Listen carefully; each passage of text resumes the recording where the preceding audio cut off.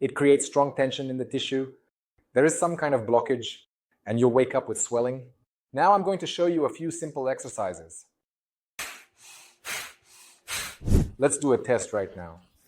Take off your sock and see if there are any marks left from it or not.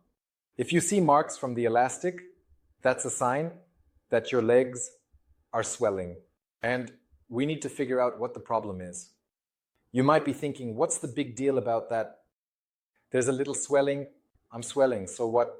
In fact, swelling is a slow killer of your body and your beauty. Let's start with beauty. If a person regularly experiences swelling, it's only a matter of time before they start to see serious deformities in their face. The thing is, people who are prone to swelling age faster. The same goes for the body. People who have swelling tend to have it related to cellulite, protruding belly, and even the sagging of internal organs, because swelling is present everywhere in the body, in the legs, in the pelvic area. As a result, the organs drop down. This can even lead to varicose veins. Now let's discuss the reasons why swelling occurs in the first place. The first is mechanical factors, physical. So when something prevents the lymph and blood from returning back to the heart. That is, when there are some obstacles. What kind of obstacles can these be? Yes, it's elementary, starting with muscle tightness. The thing is, lymphatic vessels pass through the muscle fascial sheets, through the muscle fascial layers.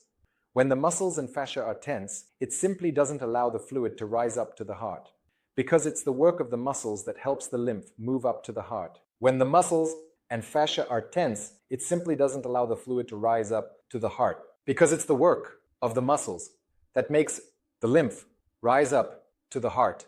The next obstacle is the pelvis. In the pelvic area, many women and men accumulate a lot of tension. The pelvic floor is tight. There are some issues with the internal organs. The coccyx, the sacrum, and the lower back are tense. It doesn't go without a trace. If there's tension in the lumbar sacral region of the spine, if there are issues with the internal organs, this also acts like a dam. It simply blocks the fluid, even though it has to overcome gravity to rise up. Imagine there's also some kind of blockage here. It's also like a dam. It just blocks the fluid. It has to overcome gravity to rise up. And on top of that, can you imagine there's some kind of blockage? That's it. The fluid just doesn't pass through. What are the biochemical factors? There are just substances that retain fluid. Salt and sugar retain fluid. Eat salty or sweet foods at night and you'll wake up swollen. Just see for yourself. Eat something salty or a lot of sweets, especially at night in the evening, and you will wake up with swelling. It's guaranteed. And alcohol, of course. Alcohol is also a substance that retains fluid. It actually pulls it in. Fluid. We're moving on to the next category. These are psychogenic factors.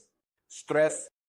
The thing is, people who are under stress tend to be swollen because this is the action of cortisol, or rather there are stress hormones, cortisol. The person who doesn't hold in their emotions, who suppresses them, creates a lot of tension in the tissues. Again, that same tension turns everything into swelling.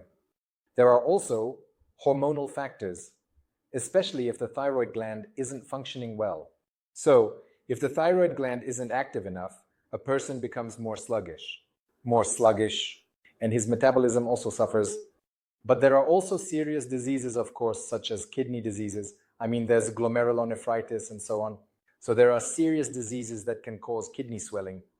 I'll say this, it's a fairly rare category, but it does happen when there is chronic kidney failure or chronic heart failure. So this causes swelling.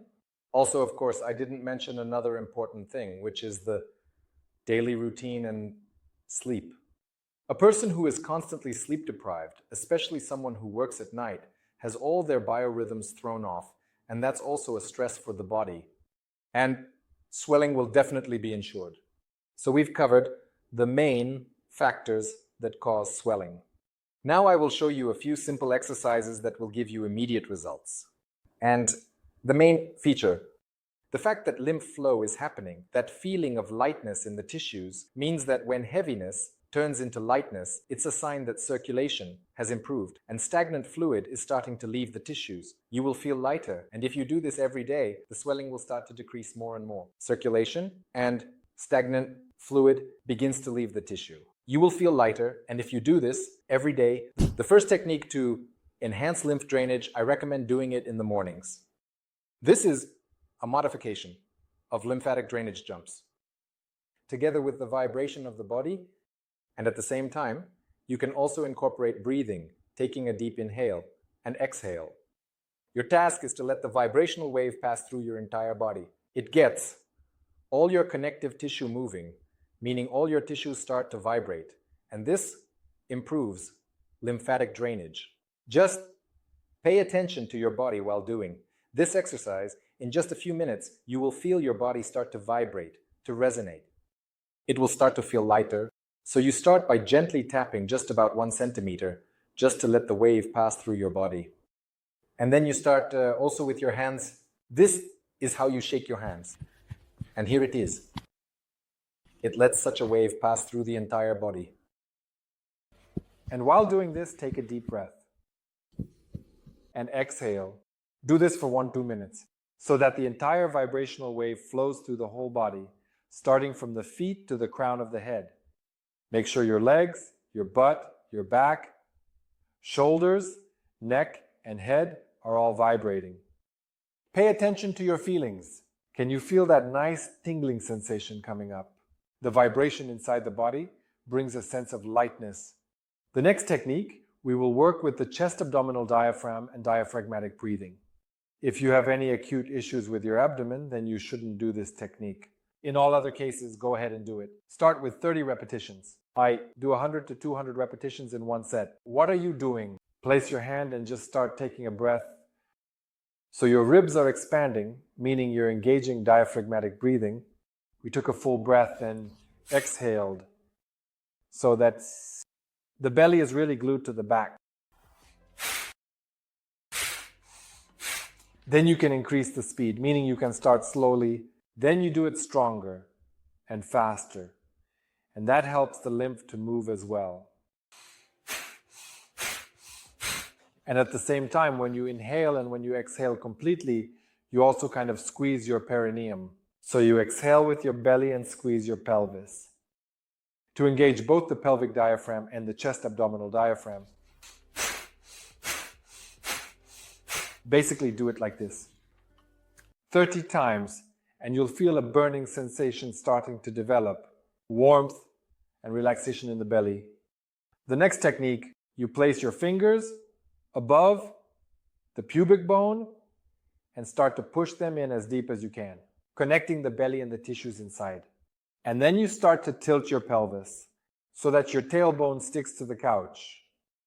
So you start to rotate your pelvis and you get a stretch right here, and you start to pull your belly up and tilt the pelvis forward more. You do the stretch. Hold that stretch for 30 seconds. Take a deep breath and exhale, relax. Then you tilt your pelvis back again, place your fingers inside and push them in. Then you start to rotate your pelvis forward. You've created tension. Take a deep breath and exhale, and you do this 5-10 times. Why is this necessary?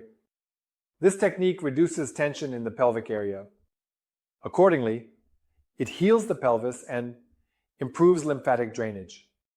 And from this position, when you've unlocked the thoracic abdominal pelvic diaphragm, you do lymphatic drainage.